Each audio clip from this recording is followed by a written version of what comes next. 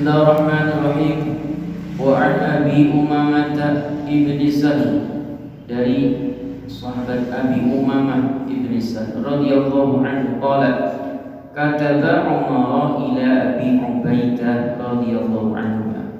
Sahabat Umar menetapkan atau menuliskan kepada Abi Ubaidah radhiyallahu anhu anna Rasulullah sallallahu alaihi wasallam, sesungguhnya Rasulullah sallallahu alaihi wasallam qala, beliau bersabda, Allahu wa rasuluhu maula man la maula lahu. Allah dan Rasulnya itu maula man, pelindung bagi orang yang la maula lahu, tidak ada pelindung baginya. Maksudnya Allah yang akan melindungi. Wal khalu, adapun paman dari pihak ibu, ya paman dari pihak ibu baik uang atau om, ya, maksudnya kakaknya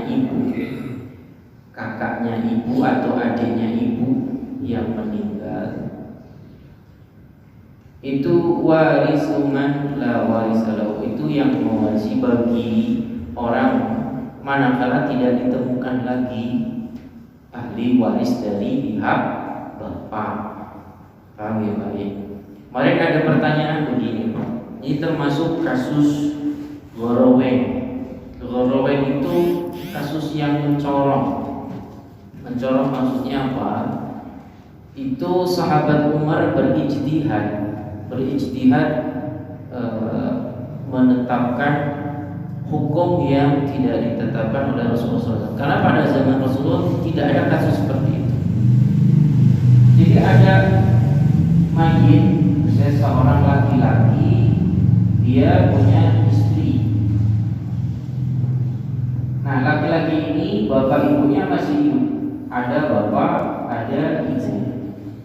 Tapi mereka belum punya keturunan, belum punya anak. Jika laki-laki ini meninggal, berarti ahli warisnya siapa? Bapak, ibu, dan istri. Kalau menurut hukum Al-Quran, istri ini tidak punya anak, ya berarti istri memperoleh 1/4. Dan menurut Al-Quran, bila tidak ada anak, ada bapak dan ibu, mendapatkan 1/3. Ini menurut Al-Quran. Bapak mendapatkan asobah karena tidak ada anak laki. Bapaknya asobah atau sisa dari hitungan sofa. 1/4 tambah 1/3 berapa sih? Yang bisa dibagi 4 dan 3 12. 12 bagi 4 3. 12 bagi 3 sama dengan 7/12. Bapak sisanya dapatnya 5/12. Kira-kira ini sama ini gedean apa? Masih gedean ini tapi tidak imbang. Tidak imbang itu maksudnya ini 5/12 itu nggak ada setengahnya kan? Ya, ini 1/3. Sahabat Umar itu berijtihadnya ini bukan begini hitungnya, tapi ibu itu sulusul bagi atau 1/3 dari sisa. Bapak 2/3 dari sisa. Karena kesetaraan laki-laki dan perempuan, lidzakari mithlu hadzal unsayyaini. Artinya apa? Setelah dikurangi 1/4, ya maka sisanya 3/4 itu bagi ibu 1/3 kali 3/4, bagi bapak 2/3 kali 3/4. Jadi ibu itu dapatnya 1/4, bapak dapatnya 2/4 atau setengahnya. Berarti ini dapatnya 2 kalinya ibu. Pun demikian sebaliknya. Sebaliknya manakala ada bapak dan ibu, kemudian dia punya anak perempuan dan punya suami. Jika ini meninggal, ahli warisnya bapak, ibu, dan suami. Tidak ada anak, tidak ada anak, suami mendapatkan setengah. Tidak ada anak, ibu mendapatkan sepertiga. Setengah tambah sepertiga 2/3, karena ini 3/6. Ini 3/6. Ini 2/6. Jadi 5/6. Sisanya 1/6. Masa bapak dapatnya setengahnya ibu? Nah, itu yang diijtihadkan oleh sahabat Umar. Ibu mendapatkan jika ahli warisnya ini, ya.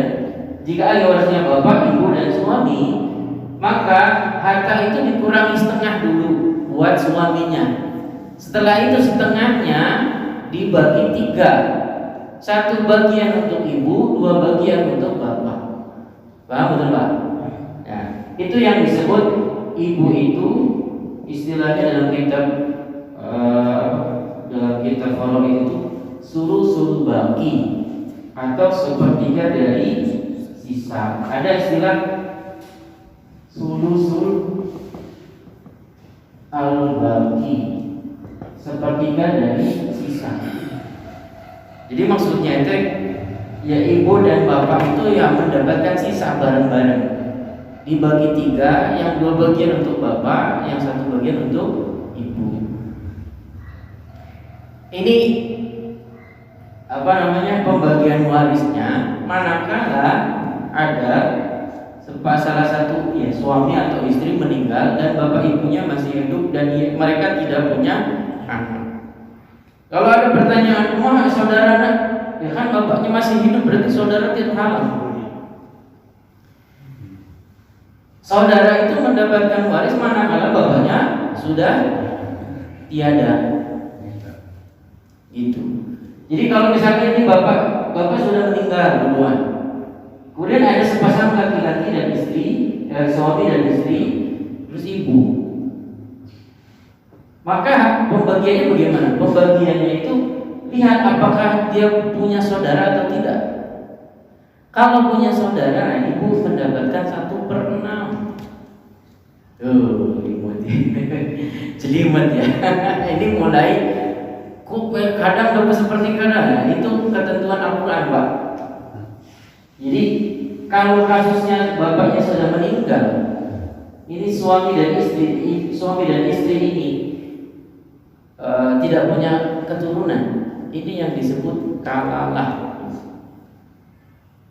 Ini mur'un halaka laisa lahu waladun. Itu dalam surat An-Nisa. Manakala ada seseorang laisa lahu waladun, tidak ada keturunan dan bapaknya sudah meninggal, itu namanya kalalatun. Jadi mau kasusnya seperti ini atau kasusnya seperti ini dan bapaknya sudah tidak ada, itu kalalatun. Berarti ada potensi bahwa saudara laki-lakinya itu mendapatkan waris. Paham Pak? Ada pertanyaan?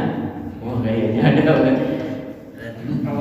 Kalau ibunya yang sudah meninggal, ibunya yang sudah meninggal, bapaknya mendapatkan asobah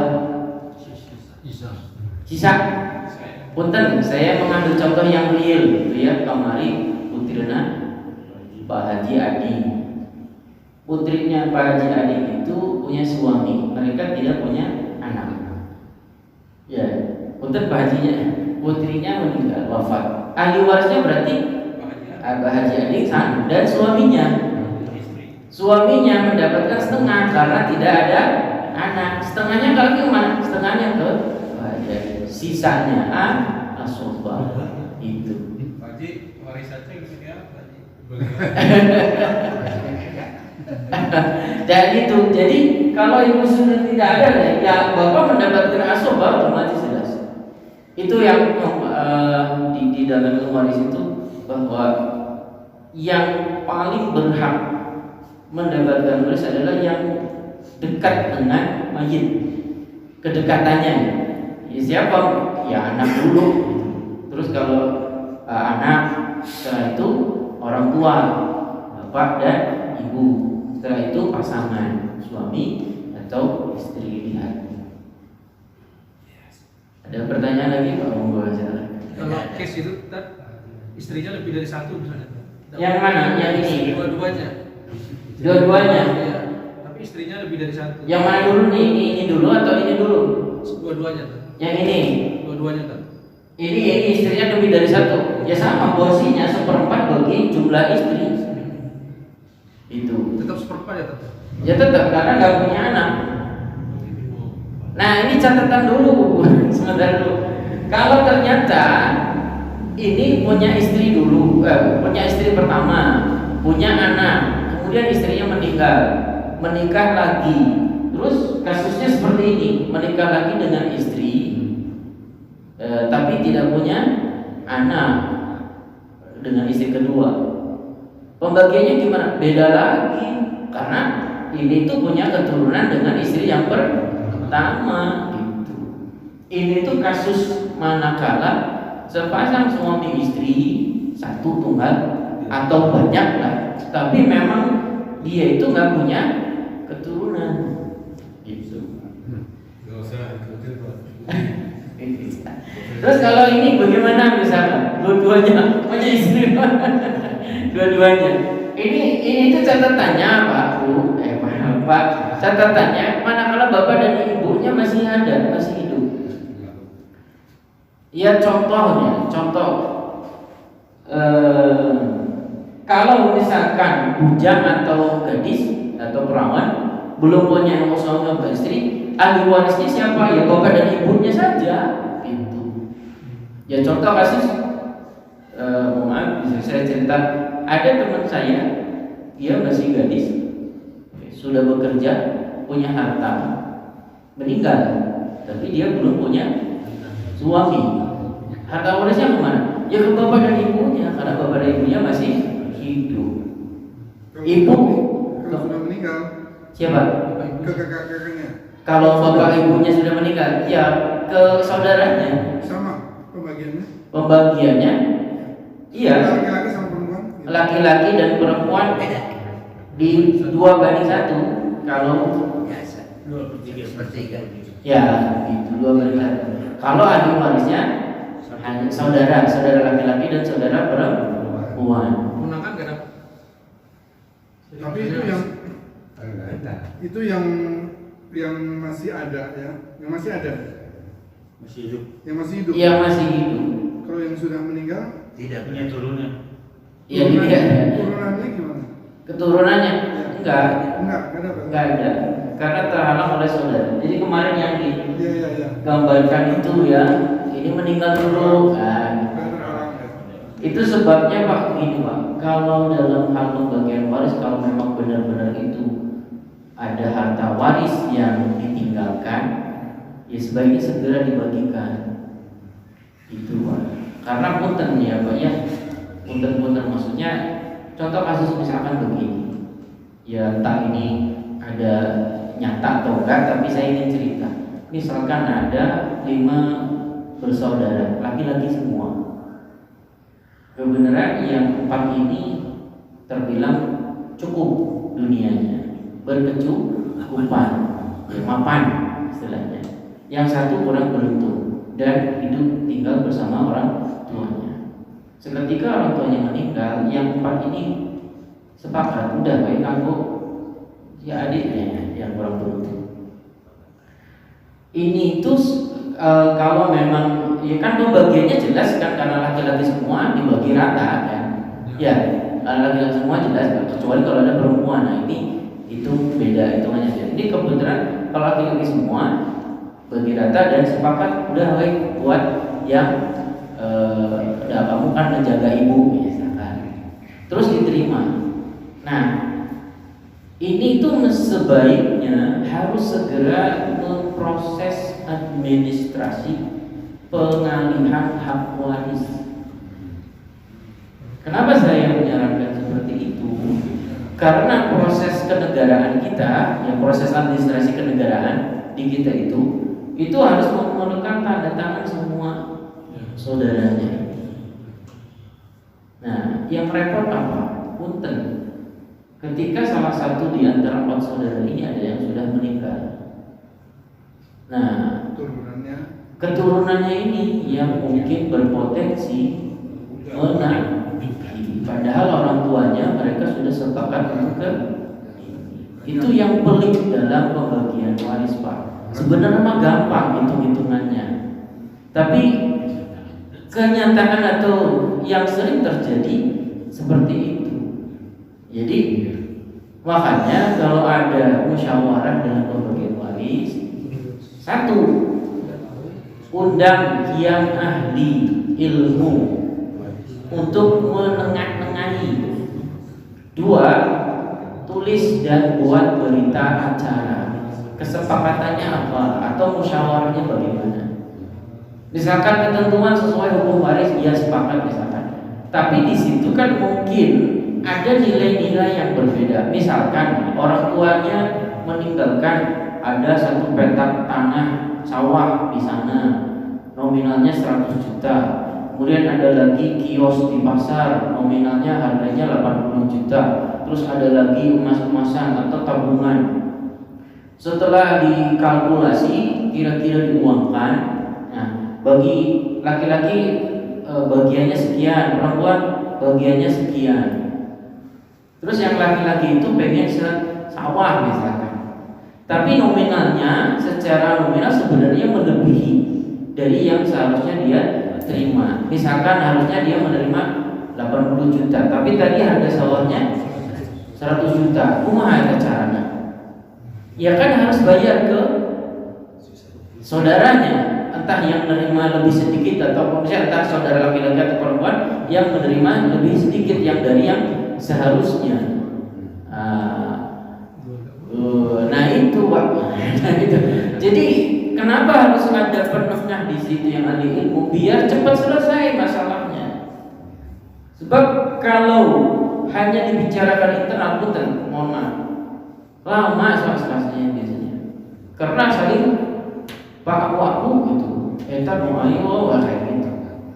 Dan kayak gitu yang penting itu adalah berita acara dan kemudian nanti tindak lanjutnya seperti apa. Tindak lanjut, oh ini berarti AA bayar ke adik sekian atau adik bayar ke kakak sekian karena apa yang diterima, misalkan tanah yang dia terima itu total perkiraan harganya itu melebihi dari yang seharusnya diterima gitu. Paham bagaimana?